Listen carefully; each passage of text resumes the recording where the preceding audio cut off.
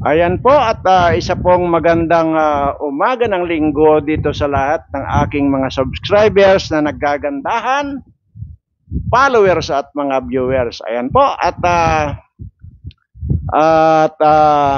wala po muna akong itatopic dito sa mga unggoy ng mga politikong ito dahil gusto ko po maging exclusive itong video ito para po sa inyong lahat, para din po sa aking pinakamamahal na mga OFW na kung saan ay nag-request po ng kung ano po yung ipinangako ko sa inyo na ituturo ko sa inyo lahat. Ayun po ang aking gagawin ngayon. At sana nga lang po ay makinig pong mabuti at intindihin pong mabuti ang lahat ng aking sasabihin. Para sa ganun po ay hindi po tayo magkamali ng pagsunod doon sa ating gagawin. Pero bago po yan ay gusto ko lamang pong pagpaunahan ko na kayo na dahil nga po mayroon pong nag-message sa akin na nanghihingi daw umano ng bayad para daw i-connect daw nila kayo doon sa sa akin. Yun po ang huwag na huwag po ninyong paniwalaan yung mga ganong klase kung mayroon pong gumagamit dito sa akin or sa pangalan ko na di umano ay ikukunik kayo nila sa akin. Huwag na huwag po kayong maniwala doon. Ako lang po ang tanging makikipag-usap sa inyo, wala na pong iba. Yung pong sasabihin, ilalapit nila kayo sa akin, huwag na huwag nyo pong papatulan yan dahil base po doon sa aking natanggap na mensahe, ayon daw po ay naniningil daw po ng pira at para daw po ay ilapit daw nila sila sa akin. Wala pong katotohanan yon. Dahil kung kayo po ay sumusubaybay sa aking channel, lahat po ng sinasabi ko rito at paulit-ulit nyo pong naririnig sa akin na hindi ko na po kailangan ang anumang pera o anumang blessings na manggagaling sa ating Panginoon, bagkos yan po ay pinagdarasal ko na lahat ng mga blessings na darating pa sa akin ay ibigay na sa inyong mga subscribers ko. At madalas nyo rin pong naririnig sa akin na allergy po ako sa pera. So ano pong ibig sabihin nun? Pagka nagpaloko pa po kayo, samantalang paulit-ulit ko sinasabi rito na hindi ako humawak ng pera, hindi ko kailangan ng pera dahil nandito na po sa akin lahat. Wala na po akong hahanapin sa buhay ko, wala na po akong kailangan, kahit na mapapira man yan o ano, wala na po akong kailangan, nasa akin na po lahat yan. Dahil nga po, yan ay ipinahiram na po at ipinagkatiwala sa akin ng ating Panginoon, kaya po wala na po. So, ibig sabihin, pag may nag-message po sa inyo, nagsabi sa inyo na magbigay kayo ng ganitong halaga at ikukunik nila kayo sa akin, huwag na huwag po ninyong paniniwalaan yon, lalo na kung ito ay mga naniningil. Dahil dito po, ang sinabi ko po sa inyo, bagamat busy ako, ay dahil sa nangako ako sa inyo, natuturuan ko kayo kung papaano ang swertihin. Siyempre, pagka sunerte kayo, yayaman kayo. At ito po, makikita ninyo, ang kasunod po nito, gusto ko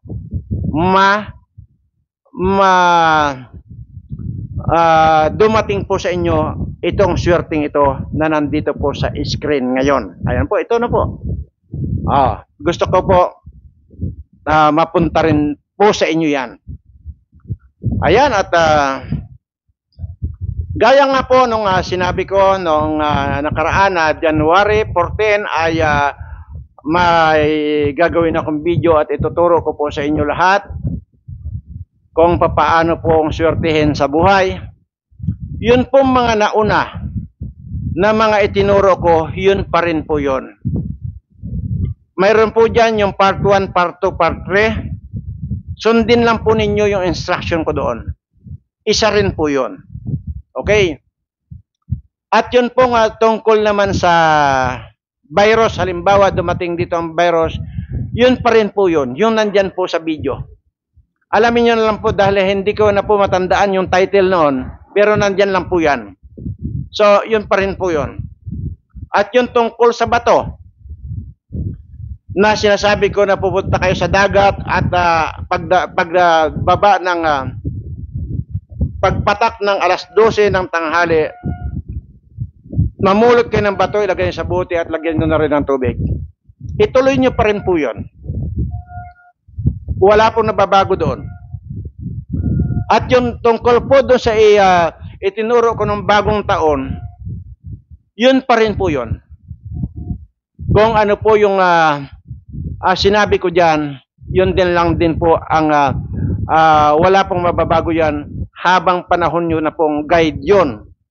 At sinabi ko naman po kung ano ang proseso, kung ano po yung mga inyong mga gagawin pagkatapos yung magawa yung instruction ko. At lahat po ng mga sinabi ko dyan, pampaswerte, pampagaling, may rin din po ako tinuro dyan. Yung sinasabi ko nga po dyan, yung nung bagong taon, na kumuha lang po kayo ng bimpo, ipunas nyo sa buong katawan nyo, at pagkatapos doon, ibaon lang po sa lupa. At kung wala man po kayong lupa, ay sunugin nyo na lang po yung bimpo na inyong ginamit. Ayan. At gusto ko pong maging maliwanag sa inyong lahat yan, dahil sayang naman po yung ating oras dito na mag-explain, tapos hindi nyo rin po nasusundan pala. Kaya gusto kong, as much as possible, gusto kong maging maliwanag ito ngayon, at para masundan po ninyo. Pero ito pong ituturo kong ito, ay naka-address po ito sa mga OFW. Ngayon yung mga nandito po sa Pilipinas, na hindi po nakasunod, yun pong nung bagong taon na itinuro ko, pwede nyo pong gawin ngayon. At gawin nyo po mamaya yan. Kung ano po yung itinuro ko dyan, gawin po ninyo. Yung alas 12 na yun. So, wala na po sanang mga maraming dahi-dahilan na kung gusto, kung ayaw naman po, walang problema. Ang hindi lang po maganda roon, yung mga ngatwiran pa kayo, nang kasi di o mano, may mga bisita kayo, kaya hindi nyo nagawa. Ay, huwag nyo kalimutan nyo na po yun. Kung di pa unahin nyo po yung bisita, huwag nyo na pong unahin itong tinuturo ko. So, di po ba? Ganun lang po kasimple. Ano yan? Mag-aantay ako sa inyo para yung pagkukunik ko sa inyo, kung kailan nyo lang gusto, hindi naman po yata po pwede. At ngayon po dito sa mga OFW natin, ito po ay ngayon po dito sa Pilipinas ay umaga. Umaga po ng linggo dito ngayon. Okay. Ang gusto ko pong liwanagin dito ngayon, dahil hindi po magkakapareho ang oras at araw natin dito sa Pilipinas at lalo na po dyan sa Europe, sa Amerika, lalo na dyan sa mga ibang bansa, malalayong bansa na yan. At basta pagdating dyan sa Europe, iba na po ang araw dyan. At lalo na yung oras. Ito po ang sasabihin ko sa inyo. Kung ano po yung araw, kasi dito po sa Pilipinas ay linggo. So ngayon po, antayin nyo po yung linggo. Okay? Kung kailan po yung maging linggo dyan sa inyo, huwag nyo pong susundin itong oras dito sa Pilipinas. Yan pong nandyan sa inyo ang sundan ninyong oras at araw. So, ibig sabihin po, itinuturo ko lang po ito. Pero, ang sundin po ninyo kung ano yung oras dyan at kung anong araw po dyan. Kasi, kung nandito lamang po tayo sa Asia, Hong Kong, Taiwan, Singapore na yan, halos magkakaparehas lang din po ang oras nyo. Kung may dili naman po, kaunti lang. Hindi kagaya sa mga Europe at Amerika, Canada o ano pa, ay talagang malaki ang difference at magkaiba yung araw namin dito, gabi sa inyo. So, yun po. Maliwanag po ba sa inyo yung sinabi ko na kung anong araw po at oras dyan sa inyo, yun po ang sundin ninyo. Okay. So ngayon, dahil linggo ngayon, mamayang gabi, alas 12 ng ating gabi po, ay mayroon po akong gagawin dito. Kaya ko po inuurasan kayo, gusto ko po sabay-sabay nyong gawin yan dahil mayroon po akong gagawin dito na sinasabi ko na po sa inyo na para i-connect ko kayo. So, ibig sabihin po, dito lang pa sa paggagawa ko ng ganito, sakripisyo na po ito. Imagine mo, sa halip na matulog na lang ako, aantayin ko yung alas 12 para ma-connect ko kayo doon sa inyong gagawin. At nandito po ako. Okay? Kaya po, huwag na huwag po kayong magpapaloko doon sa magsasabi sa inyo na hihingan kayo ng pira para sasabihin na ilapit nila kayo sa akin. Huwag na huwag po kayong maniniwala doon. Kasi unang-una po, sinabi ko na po kanina, pinagpauna ko na po kasi sa inyo kanina, hindi po ako magpapabayad sa kahit na anong ituturo ko sa inyo. Hindi ko po kailangan ng pira dahil nga po paulit-ulit kong sinasabi sa inyo, wala na po akong hahanapin pa sa buhay ko, nasa akin na po lahat ng mga kailangan ko. Maliwanag po yan. Dahil may nag-message po kasi sa akin na mayroon daw pong naniningil at ilalapit daw nila kayo sa akin. Ayun. Liliwanagin ko lang po ulit. Yung mga nandito naman po sa Pilipinas, pwede niyo pong gawin yung mga hindi po subaybay noong bagong taon na tinuro ko, ay pwede niyo rin pong sabayan ito ngayon, pero nandyan po yung video ko. Nandyan po yan, basta bagong taon, nandyan po yan. Yun pa rin po ang gagawin nyo para sa ganon, alas 12 mamayang gabi, gawin po ninyo at dito po para ma-connect ko rin po kayo. So ibig sabihin, yung itinuro ko wala po mababago. Yun po ay siyam na butil ng bigas yun, na buo. Yun pa rin po yun. Pero dito po sa mga OFW natin ay magkaiba po. At dito naman po sa butil ng bigas na nire-require ko, dito sa lahat ng mga OFW ay 11 naman pong butil ng bigas. Ayan. Ngayon, ano ba ang gagawin niyo doon? Yan po ang sundan ninyo sa akin at yan po ay i-discuss ko sa inyo isa-isa. Pero bago po yan, ay nasubaybayan niyo po ba yung video ko? Sinabi ko dati na noon pong wala akong makain, na stowaway ako dyan dati sa Maynila, na kung saan ay nakatira ako dyan sa ilalim ng truck, at ang pagkain ko naman po ay tama lang sa akin, at yan po ay mga bigay lang po ng mga katulong dyan sa subdivision na yan, sa Green Hills. At yun pong dumaan nga po yung matanda na gutom, na pagkain ko na lang po sana sa hapunan yon ay ibinigay ko po doon sa matandang yon, pinakain ko po yung matandang yon, kahit na alam ko na wala na ako mapagkunan na iba, dahil kung ipinakain ko yon sa matandang yon, wala na akong kakainin pagdating ng hapunan. Ganon pa man, ay hindi ako nagdalawang isip na ibigay yung pagkain ko na yon na panghapunan ko sana. Dahil na gutom yung matanda, so ibinigay ko po yon. Aywan ko kung nasubaybayan po ninyo yon, kaya nga magmula po ngayon, kung yung pong hindi nakasubaybay at mga hindi tinatapos yung mga video ko, ay mukhang siguro masasabi ko sa inyo na pag-aksayahan nyo ng kaunting oras na panoorin lahat yung mga videos ko, dahil at the end, mayroon po kayong matututunan. So, yun po. So, siguro, nandiyan naman po yan sa video ko. At hindi ko na po rin po maalala kung anong title nun. So, alamin nyo na lang po yung video kong yon.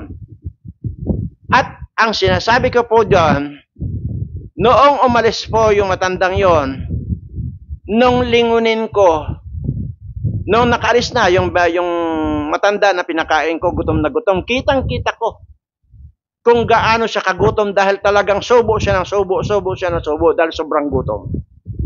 Pero nung nakaalis na, nung lingunin ko, yung pagkain na ibinigay ko, wala pong bawas. Yun po, wala pong bawas. At dahil sa napakabagal maglakad yung matandang yon, nung lingunin ko pa, dito sa kabila naman, nakita ko nga po yung isang balot. May balutan siya. Pero hindi ko naman po inalam kung ano po yun. Bagkos, kinuha ko po yun at hinabol ko po yung matandang yun para isauli sana. Yung naiwan niya, hindi ko po alam kung naiwan niya o sadyang iniwan niya sa akin yung balutan na yun.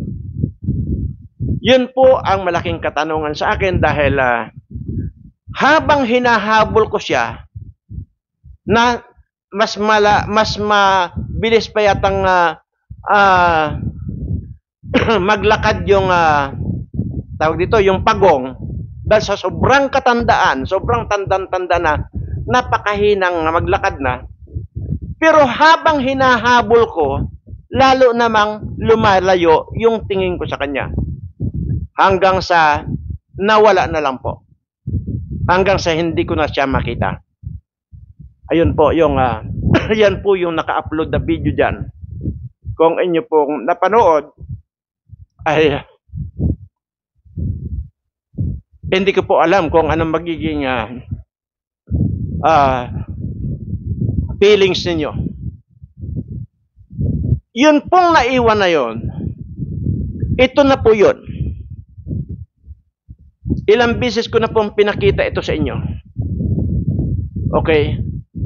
At sinasabi ko po ito, itong bato po itong laman ito. Napakaliit lamang po ito. At nakalagay lang din po ito doon sa buting maliit lang din. Itong batong ito. Pero habang tumatagal nga, kaya nga nilipat ko na lang, kasi nga, masyadong masikip na at mababasag na yung buting pinaglagyan niya. So, ngayon po, napakalaki na. Yan po, makikita nyo. Yan po. At kaya ko naman po itinuro sa inyo yung sinasabi kong bato na kukunin nyo sa dagat, tapos ilalagyan nyo na rin ng tubig. Yun po yung tinuro ko na isa rin pampasyurte dahil yun po ang nagreplika sa akin sa hindi ko maintindihan kung panaginip ba o yung totoong instruction nung matanda sa akin. So, ibig sabihin, kaya alam kong itinuro sa inyo yon. Nandiyan naman po yan. So, hindi ko na po kailangan i-discuss dito. Ngayon, mamaya po ay may sinabi po ako dyan dati. Dalawa po ito actually. Pero sa pagkakataong ito, i-reveal ko pa rin dito kung ano pa po yung kasama nito. Nitong batong ito. Ganon din po. Napakaliit din po yon. Pero habang tumatagal po, ay lumalaki din po. Wala po siyang buhay. As in, rebulto. Pero bakit lumalaki? Hindi ko po alam kung anong hiwaga mayroon yun. Noon po ay sinabi ko na po yan pero hindi ko po ni-reveal dahil nga po parang wala pa pong sign na ipakita ko o sabihin ko sa inyo. Pero dahil nga po dito sa mga OFW, dahil mahal ko po itong aking mga OFW na ito, ay humingi ako ng sign. kung yan ay papayagan niya, hindi lamang po pumayag sa pamamagitan ng parang panaginip, kundi kaakibat po nito yung isasama nyo doon sa ituturo ko. Mamaya-maya lamang po yan at every time kasi na didiscuss ko ito, hindi mawala sa akin yung magiging emotional. Kung inyo pong mapapansin yan, sa tuwing pinapakita ko ito sa inyo, sa tuwing dinidiscuss ko ito, talagang hindi ko maintindihan yung feelings ko na talagang ewan ko bakit ganon. Anyway,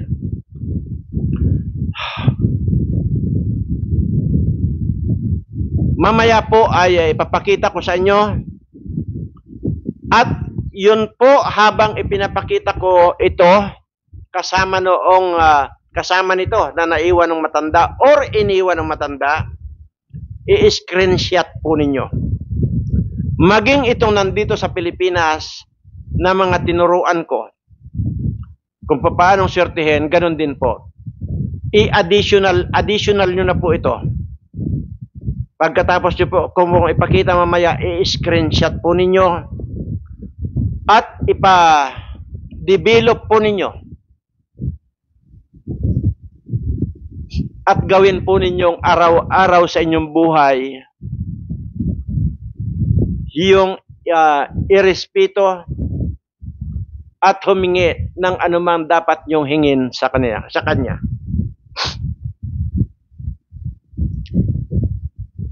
Kung inyo rin pong nakita, di po ba, yung araw ng araw ng itim na Nazareno nung inilabas, di po ba? Milyong tao po yung lumabas dahil sa sobrang pagiging sampalataya nila, paniniwala nila na may kagalingan or may magandang idudulot sa kanila. Di po ba? Nakita nyo naman po yung crowd ng mga tao na ang sinasabi mahigit daw 1 milyon yung taong mga deboto na yon na talagang ang daming nasaktan dahil sa kagustuhan na makahawak doon sa karo noong itim na Nazareno. Kaya ko po binabanggit ito dahil yun po ang paniniwala natin. Imaginin mo yung mahigit 1 milyon na naniniwala doon ay wag po nating baliwalain yun dahil yun po ang paniniwala nila. Ang itinuturo ko po dito sa inyo, ano man po yung paniniwala ng isang tao, dapat po nating respetuhin. Ano man po yung paniniwala ninyo, ituloy nyo lang po kung ano yung paniniwala ninyo. Dahil sabi ko nga po rito, mayroon kanya-kanya po tayong paniniwala dito. Ang sa akin po, itong ituturo ko sa inyo, ay bahala na po kayo. Kung maniniwala po kayo, sundin ninyo. Kung hindi naman po, huwag nyo sundin. Ang sinasabi ko po rito ay talaga namang hindi lamang masasabi kong swerte yung dumating sa buhay ko. Talagang higit na 1 milyong bisis na swerte ang dumating sa buhay ko. Kasi kung hindi naman ako swerte, hindi naman po siguro ako ganito. Pagka hindi naman siguro ako swerte, maaari ngayon hanggang ngayon ay isang patay gutom at isang hampas lupa pa rin ako na kagaya noong nandito pa ako dati, nakasama ko pa yung mga magulang ko na halos wala kaming makain. Pero ngayon po, Sino? Sa lahat ng mga napapanood ninyo sa social media, mayroon na po ba kayong narinig na isang tao na vlogger na nagsabi na tinatanggihan ko na yung lahat ng mga blessings na ibinibigay sa atin ng ating Panginoon? Palagay ko po, wala po kayong taong maririnig niyan, wala po kayong vlogger na maririnig na tinatanggihan ko na yung mga blessings na ibinibigay ng ating Panginoon sa akin. Ako lamang po siguro ang nagsasabi na allergy na ako sa pera. Ayaw ko nang hawakan ang pera, bagkus ang sinasabi ko po, lahat ng swerteng ibibigay pa sa akin ng Panginoon ay ibigay na dito sa lahat ng mga subscribers ko at lahat ng naniniwala sa akin. Yun lamang po. So, ito na po ang ituturo ko at makinig pong mabuti. Okay, at sisimulan na po natin. At nabanggit ko na po yun dyan, yung nandito lang sa Pilipinas, kung ano po yung tinuro ko nung bagong taon yun lang po. At gawin nyo po yan ng mamayang alas 12 ng gabi dahil mayroon din po akong gagawin dito mamayang alas 12 para magkakasabay-sabay po tayo na para ma-connect ko kayo dito sa aking gagawin. Kaya ko po sinasabing alas 12 nyo po gagawin. So basta po sa OFW naman, uulitin ko lang po yung sinabi ko sa inyo. Kung ano po yung araw dyan sa inyo, kung ano pa yung oras dyan sa inyo, yan po ang sundin ninyo. Kung saan man po kayo sulok ng daigdig, yan pong sundin ninyo ang oras at araw dyan sa inyo. Huwag po dito sa Pilipinas. Ngayon, ano pa ba yung mga possible na itatanong nyo sa akin? Kasi nung nakaraan ng bagong taon, parang nawala sa isip ko itong mga OFW. Kaya wala akong naituro sa kanila. Okay. Palagay ko wala na. Kasi nasabi ko naman sa inyo, kung anong oras at araw, yun po ang gagawin niyo diyan. Kasi alam ko naman po yung araw at saka oras na kung saan kayo naroroon. So, ako na po ang mag-a-adjust na balikan yung mga oras at araw ninyo dyan. Doon ko naman po sasabayan yung inyong gagawin. Okay, ganito po. Bigas din po ito. 11 butil ng bigas. Number 1 po yan. Piliin po ninyo yung wala pong basag na butil ng bigas. Okay, wala pong basag. 11 po yan. Ngayon, pagka nakakuha na po kayo ng 11 butil ng bigas, ilagay lang din po ninyo doon sa isang maliit lang na plastic o anumang plastic, basta maliit lang, huwag naman yung sako ang kunin nyo, 11 butil lang naman ng bigas ang lalagay nyo, basta ganun lang po. Tapos ilagay po ninyo at dyan sa inyong kwarto, kasi alam ko OFW kayo, may kwarto yan. Ilagay lang po ninyo sa sulok na may kasamang 1 basong tubig. Nasundan ninyo? Sige, tuloy lang ang trabaho ninyo. At pagdating ng alas 12, okay, pagdating ng alas 12,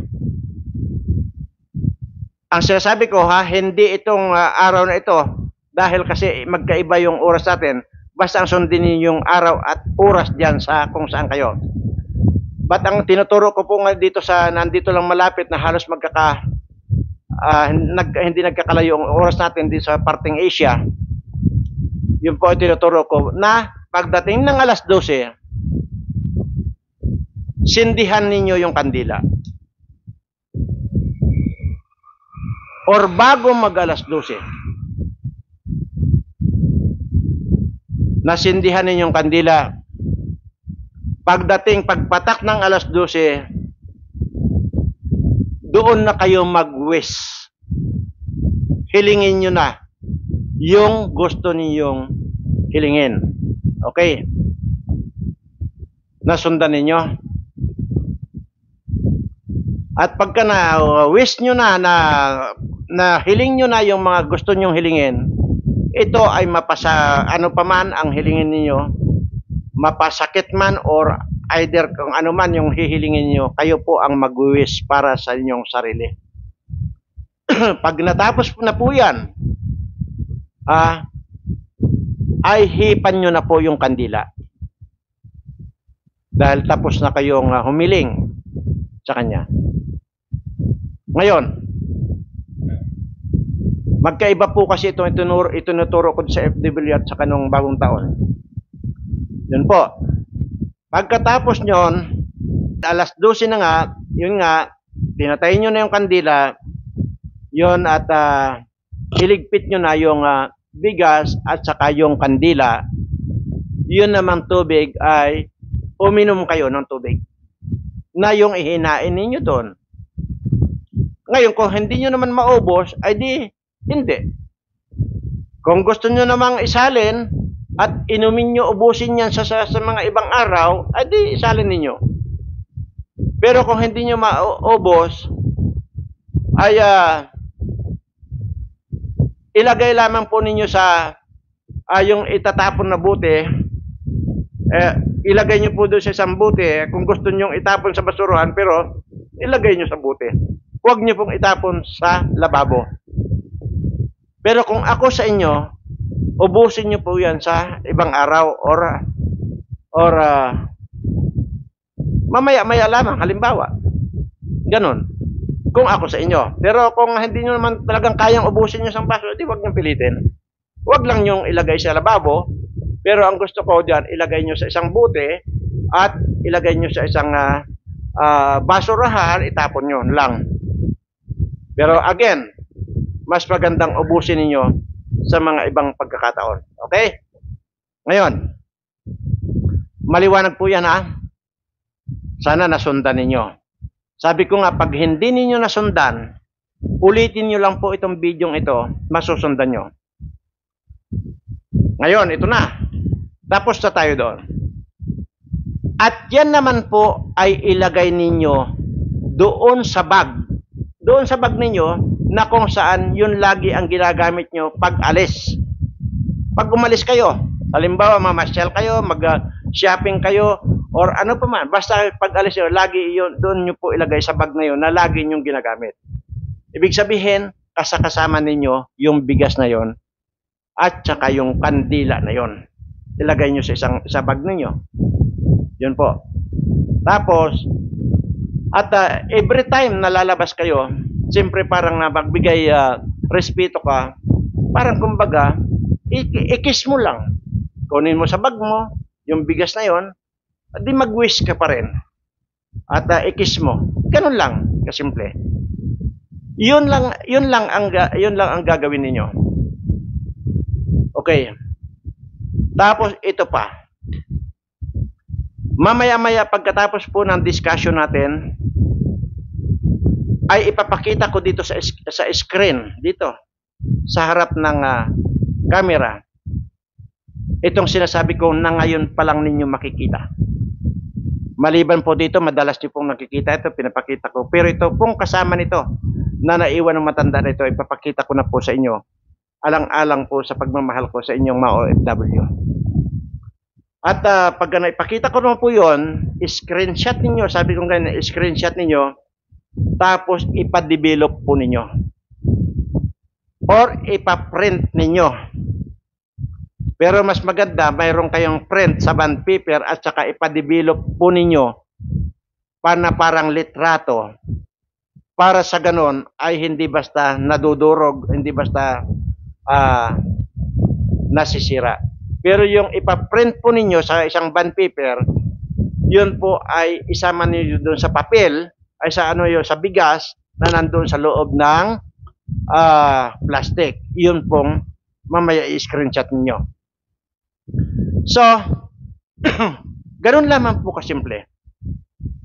Sa tuwing aalis po kayo, dukutin nyo lang. Hindi ba, pagka umaalis tayo, yung parang nagsasign cross pa tayo. Sa halip na yun, di ba? Kung doon nga, naniniwala tayo doon sa pagsasign cross hindi po ba? So dito naman po, iba naman ang gagawin nyo. Pag umalis kayo, kunin nyo sa bag ninyo, parang ikis nyo lang. Sana matagpuan ko yung swerting dapat para sa akin. Ganun lamang po. Ganun lamang po kadali. Ngayon, so doon naman po sa bagong taon na tinuro ko yan, nandiyan naman po yung video. Iba naman po yung kasi nandoon naman po yung sa pintuan. Yun lang po ang gagawin ninyo. Ito po yung huli. Bago mamaya yung screen. Ito naman po ay para hindi kayo magkasakit or either tablan ng sakit at isa na rin na makakatulong na maalis yung inyong mga sakit. Okay? Ito po ang kakaiba. Maliban po doon sa itinuro ko na yung pupunta kayo sa dagat, pag dating ng alas 12, pulot kayo, lagyan ng tubig. Yun po. Hindi po. Iba po ito. Yun pong mga OFW na nandyan na sa abroad. Kung mayroon po kayong mga kamag-anak dito sa Pilipinas, mag-message po kayo sa kanila na padalhan kayo. Kung halimbawa ano man yung ipadala sa inyo, isama nilang ipadala sa inyo bato. Kahit saan nila kinuha yan, basta bato na maganda. Wag naman yung parang patay na bato. Nakikita nyo naman yung yung magandang bato, di ba? Yung parang ang kinis, maganda. Yun. I-message nyo yung mga kamag-anak nyo sa Pilipinas na padalhan kayo ng bato. Para saan po yun? Ang purpose po noon, para matibay kayo na kasing tibay ng bato na para hindi kayo magkasakit, hindi kayo tablan ng sakit, at lalo nga kung may mga sakit man kayo, o unti-unting mawawala yan sa inyo. Yun po. Kasi, hindi po yung kayo mismo ang kukuha ng bato, kailangan po may magbigay sa inyo ng bato.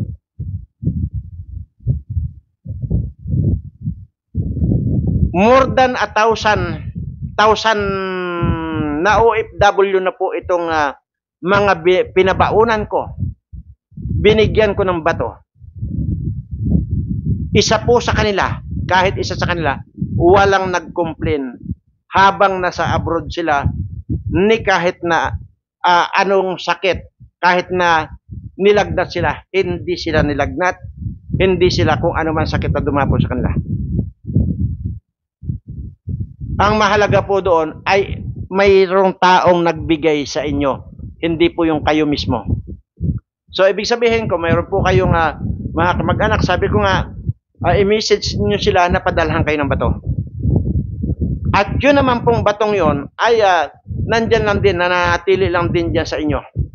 Either sa bag, halimbawa kung ayaw nyo magdala ng bag, nandyan po, ilagay nyo sa bulsa nyo pagka kayo ay umaalis. At kung sakasakali naman po, yung dilubyo na darating na sinasabi ko, at magpakawala ng virus itong China, nandyan po yan sa video ko. Yun pong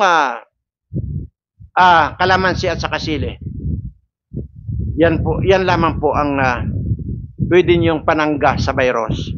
Nandyan po yan sa video ko. Kaya hindi ko na po kailangan i-discuss dito.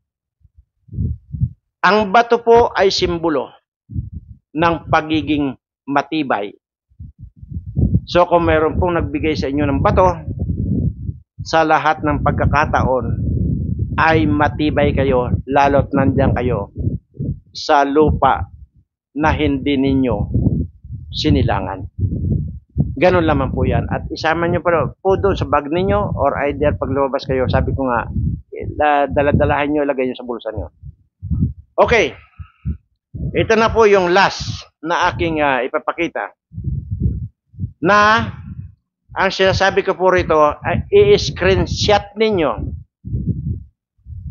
ipa-develop, ipa-print para po yung print na sa bond paper, yun po isama po rin ninyo doon sa plastic na kung saan ay nandoon yung 11 butil ng bigas. Yan po. Ito pong ipapakita ko. So, ito po yung madalas yung nakikita sa akin.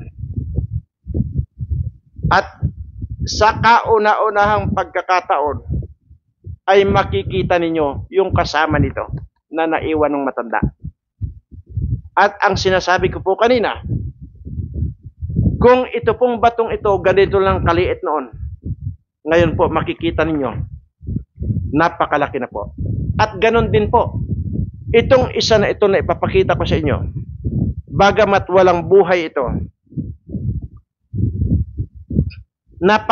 napakaliit lang din po ito. Halos kaganyan lang po ito noong naiwan ng matanda. Ganyan lang po. Pero ngayon makikita nyo, malaki na po. Kung ano man pong kapangyarihan mayroon ito, hindi ko rin po alam. Basta ang pagkakaalam ko, sumasampalataya ako dito, naniniwala ako rito, yun lang po, hanggang doon lang po ang alam ko. Pero sa mga nangyari sa buhay ko, nakumpirma ko na lahat ng mga inisip kong kailangan ko ay napakaalwan na dumarating sa akin. So, para hindi na po tayo magtagal, pero bago po yan, ay gusto ko lamang pong sabihin sa inyo na mahal ko po kayong lahat. At yung po mga ibang video ko dyan, kung may mga ibang video ako dyan, panoorin nyo po. Kasi minsan po talaga, alam ko naman walang kakwenta-kwenta yung mga ina-upload kong video. At puro na lang galit. Yung mga makikita niyo dyan, puro na lang mura. At mayroon naman dyan, nagpapatawa nga ako pero walang kakwenta-kwenta. So ugaliin nyo pa rin pong tapusin ang mga video ina-upload ko. Kasi kung kayo nga pinagtsatsagaan yung panoorin yung mga kapwa ko mga ganito ang ginagawa. Nag-upload ng mga video. Tinatapos nyo, ay mayroon nga dyan mukhang tuko. Mukhang unggoy. Mukhang ulupong. Oh, tingnan nyo, di ba? Kung mayroong hearing dyan sa kongreso, pinagtsatsagaan yung panoorin yung mga kongresista dyan na mukhang ulupong. O ay dito rin pagtsagaan. Pagtsagaan nyo rin panoorin ito dahil dito may kapupulutan kayong aral. Okay. Ito na po yon at i-screenshot nyo na po ito. Ito na po yung sinasabi ko sa inyo. Ito po yung kasama nitong batong ito na naiwan nung matanda. At ito po ay napakaliit lang po nito noon.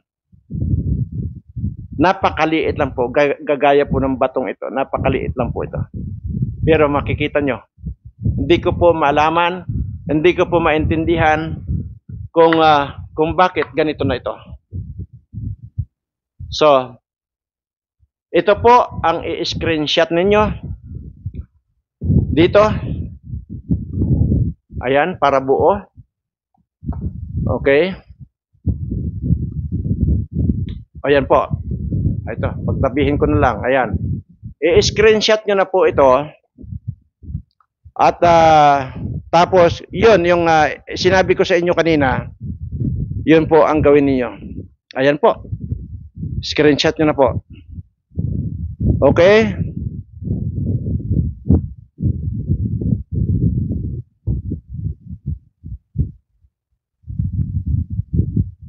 Ayan po.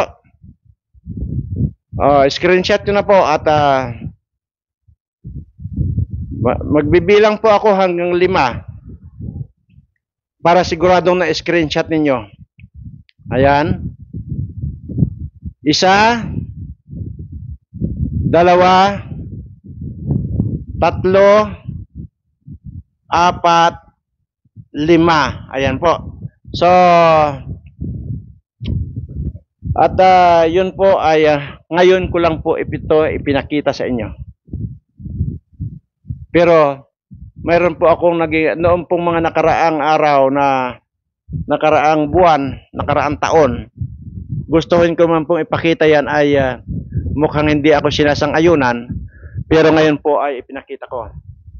Kaya ko po pinapa-screenshot yun, sabi ko nga kanina sa inyo, ipa-develop ninyo para yun po ang kumbaga, kung maaaring lagay din po ninyo sa bag ninyo. Kasi lalo na kung nandiyan kayo sa abroad, kasi ang wala namang talaga kayong kwan dyan, kasi ang kung nandito sana kayo sa Pilipinas, ang pwede ko sabihin, maglagay kayo ng altar. Pero hindi na po. Sa inyong bag lang po ninyo ilagay yan. At sa tuwing matutulog kayo or basta bahala na po kayo. Bahala na po kayo. Depende po yan sa inyong puso. Depende po yan sa inyong pananampalataya. Kahit araw-araw, titigan ninyo at humiling kayo ng kung anong kailangan ninyo. Yun po ay dapat taimtim sa ating puso. Dahil sabi ko nga po, siguro naman hindi ako sira ulo na habang nagsasalita ako rito, ito, napakababaw yung pagiging emotional ko kung ito yung topic ko. Dahil po hanggang ngayon sariwang-sariwa po sa aking isipan yung matanda na akala ko sa sobrang gutom, nakita ko mismo, kitang-kita ko nung binigyan ko ng pagkain. Kitang-kita ko yung pagsubo niya na talaga namang panay-panay yung subo niya. Pero nung nakaalis at nung mapalingon ako doon sa pagkain na ibinigay ko sa kanya, walang kabawas-bawas ni kahit na ano. So, yun po ang hanggang ngayon ay napakalaking tanong sa aking isipan kung sino ba yung matandang pinakain ko. Sino ba yung matandang tinulungan ko? Ganun pa man, siya na lang po siguro nakakaalam noon. Pero basta po ang pagkakaalam ko, wala po akong hiniling dito sa naiwan niya o iniwan niya. Dati, nung humiling ako, wala po akong hiniling na hindi ko nakuha. Sana po ay ganun din ang mangyayari sa inyo, sa lahat na makakasunod ng instruction ko. Sana po ay ganun din. Kung ano po yung swerte na nakamit ko sa buhay, kung ano man po yung kalagayan ko ngayon sa buhay, sana mahigitan nyo pa. Dahil sabi ko nga po, hindi ko na po kailangan ang anumang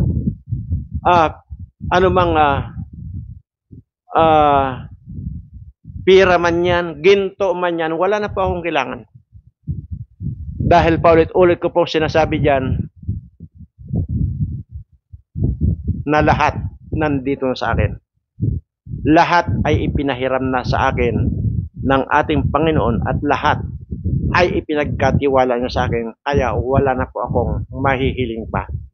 Ang tanging mahiling ko na lamang, ang tanging hihilingin ko na lamang sa ating Panginoon, kayong mga naniniwala sa akin, kayong mga subscribers ko, ang makakatanggap ng mga blessings na kagaya ng mga blessings na natanggap ko sa buhay. Maraming salamat po at pagpalain nawa kayo ng ating Panginoon sa lahat ng oras at pagkakataon. Salamat po.